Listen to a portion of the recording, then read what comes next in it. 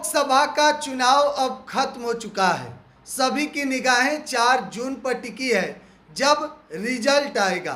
लेकिन आज के एग्जिट पोल में हम बात करने वाले हैं वैशाली लोकसभा सीट की।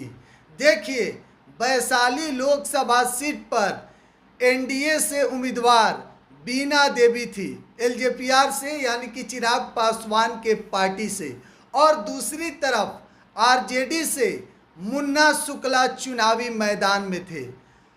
इस बार मुकाबला बेहद दिलचस्प रहा।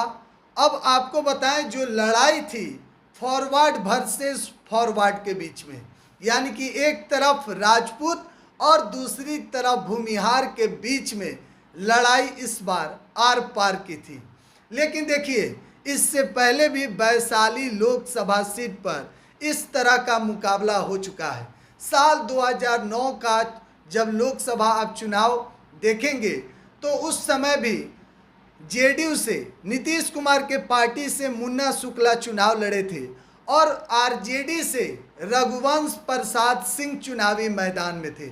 यानी कि मुन्ना शुक्ला और रघुवंश प्रसाद सिंह, मुन्ना शुक्ला नीतीश कुमार के पार्टी से थे और रघुवंश प्रसाद सिंह लालू प्रसाद यादव के पार्टी से थे। हालांकि मुन्ना शुक्ला 22,300 वोट से चुनाव हार गए। लेकिन इस बार जो लड़ाई हुई है बेहद दिलचस्प और कांटे की टक्कर मुन्ना शुक्ला और बीना देवी के बीच में देखने को मिला है। देखिए, भूमिहार मुन्ना शुक्ला के साथ दिखाई दिए, राजपूत बीना देवी के साथ। लेकिन लड़ाई जो थी, वह जो चुनाव का माहौल जिस तरीके से बदला, कहीं ना कहीं आप कह सकते हैं कि इस बार वैशाली लोकसभा सीट पर लालटेन का पलड़ा भारी है। यानी कि मुन्ना शुक्ला इस बार वैशाली लोकसभा सीट से भारी पड़ते हुए दिखाई दिए। देखिए, इसके पीछे की वजह क्या है। बीना देवी जो चिराग पासवान के पार्टी से पशुपति पारस की पार्टी में गई और फिर चिराग पासवान के पार्टी में आई। इससे पहले भी सांसद थी, तो एंटी इनकम्बेंसी यानी कि कई लोग नाराज थे बीना देवी से, तो उस वजह से भी मुन्ना शुक्ला को फायदा हुआ। लेकिन इस बार जो मुन्ना शुक्ला अपने पूरे दम से चुनावी मैदान में दिखाई दिए, आरजेडी से जिस तरीके से टिकट मांगने मुन्ना शुक्ला गए और पूरे दम से टिकट लेकर पहुँचे, क्षेत्र में पूरे एक्टिव से काम किए और एक एक चीज़ पर ध्यान देकर मुन्ना शुक्ला ने लड़ाई इस बार बेहद दिलचस्प बना दी वैशाली लोकसभा सीट की। और वैशाली चर्चा का विषय में रहा, पूरी तरीके से चर्चा वैशाली की हो रही थी। लेकिन देखिए, भूमिहार वोट मुन्ना शुक्ला के साथ बताए जा रहे थे और राजपूत वोट बीना देवी के साथ। लेकिन जो बैकवर्ड की वोट है वह कहाँ गई, मामला उसी पर टिका है। देखिए, मुजफ्फरपुर में जब देश के प्रधानमंत्री नरेंद्र मोदी का रैली हुआ और पटना में नरेंद्र मोदी का रोड शो हुआ। देखिए, देश के प्रधानमंत्री नरेंद्र मोदी अकेले 16 जनसभा को इस बार बिहार में संबोधित किए हैं।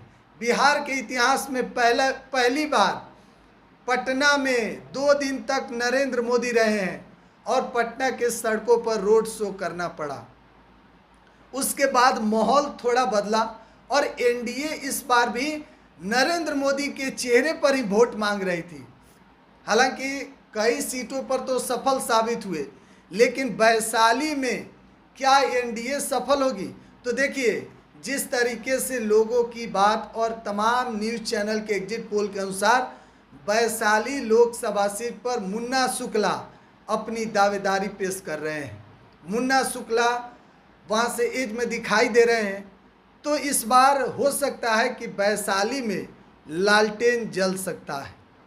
लेकिन अगर भूमिहार वोट अगर एनडीए के साथ गया होगा तो फिर मुन्ना शुक्ला के लिए दिक्कत हो सकता है।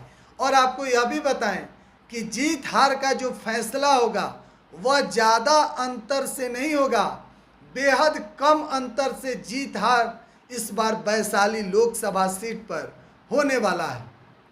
देखिए, वैशाली जो लोकसभा सीट है वह लोकतंत्र की जननी रही है। वैशाली एक अलग उसका गौरव, वैशाली जो जगह है वहाँ एक अलग माहौल है। वैशाली के लोग इतने मुद्दे से और इतने बारीकी से बातों को रखते हैं, तो वह भी देखने वाली बात होगी। लेकिन फिलहाल हम बात कर रहे थे अनुमानित एग्जिट पोल की, तो उसमें जो खबरें आ रही है कि मुन्ना शुक्ला वहाँ से आगे बढ़ते हुए दिखाई दे रहे हैं। हालांकि नतीजे 4 जून को आएंगी, तब सब कुछ साफ हो जाएगा। लेकिन एक मोटा मोटी आप कह सकते हैं जो अनुमान है वह हम आपको बताएं हैं। लगातार अपडेट दे रहे हैं। बिहार एक सोच पर बने रहें। बहुत बहुत धन्यवाद।